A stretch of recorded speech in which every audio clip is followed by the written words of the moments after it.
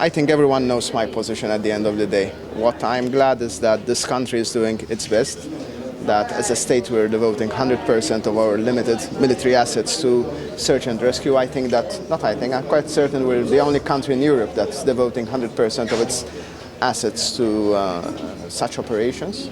I'm here to see exactly what MOAS is doing. I think any added assets are welcome news, obviously. There needs to be coordination, there needs to be a huge humanitarian effort, but then again, that's only part of a wider plan, a more holistic plan. So we need the humanitarian aspect, we need the security aspect, which cannot be underestimated. So we need to go after the criminals who are organizing this network.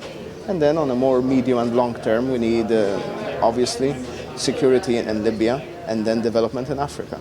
And I don't think that any one part of this plan can be done without the other. So there needs to be a bigger effort from everyone. I'm sensing a change in attitude from most European countries. So what was unfortunately one of the biggest tragedies we had so far has struck a chord with many people and governments.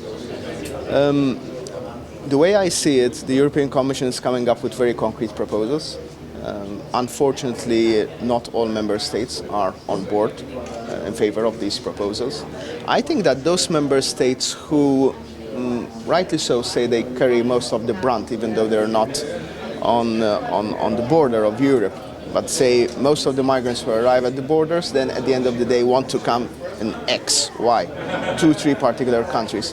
I think they are the countries that would benefit most from some sort of redistribution key, because some of the migrants would, rather than go in the usual suspects, would then be redistributed to other countries.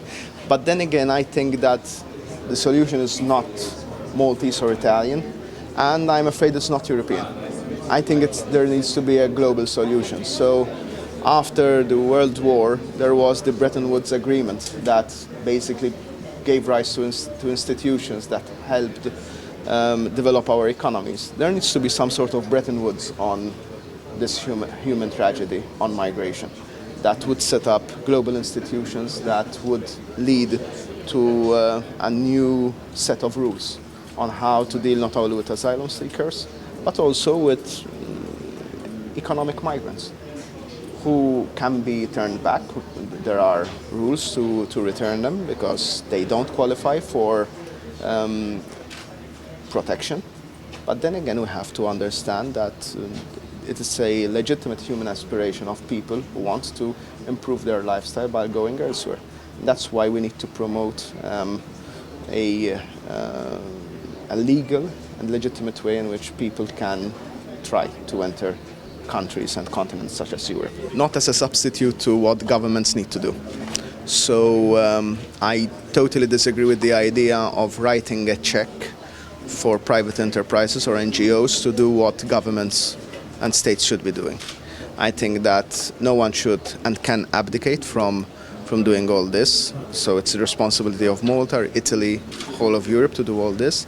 If there are NGOs, if there are private enterprises that want to complement, it's an add-on. It shouldn't be a substitute. Okay, thank you.